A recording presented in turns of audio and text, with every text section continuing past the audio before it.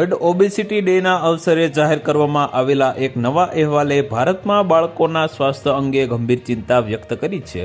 World obesity federation દ્વારા બહાર પાડવામાં આવેલા વર્લ્ડ ઓબેસિટી એટલાસ 2026 અનુસાર મોટાપા અને ઓવરવેટ બાળકોની સંખ્યાની બાબતમાં ભારત હવે વિશ્વમાં બીજા સ્થાને પહોંચી ગયું છે.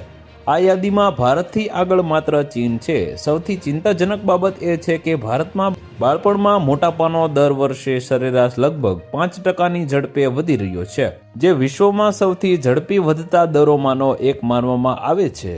રિપોર્ટ અનુસાર 2025 સુધીમાં ભારતમાં 5 થી 19 વર્ષની વયના આશરે 4.13 કરોડ બાળકો અને કિશોરો ઓવરવેટ અથવા મોટાપાની શ્રેણીમાં આવી ચૂક્યા છે. આ આંકડા દર્શાવે છે કે મોટાપાને રોકવા માટેનો વૈશ્વિક લક્ષ્યાંક 2025 સુધીમાં પૂરો થઈ શક્યો નથી અને હવે 2030 સુધીમાં તેને નિયંત્રિત કરવો પણ એક પડકાર બની રહ્યો છે. તો વધુ માહિતી મેળવવા માટે ચેનલ સાથે જોડાયેલા રહો. વિડીયો પસંદ આવે તો લાઈક કરી દેજો. ચેનલમાં નવા છો તો સબસ્ક્રાઇબ કરી દેજો.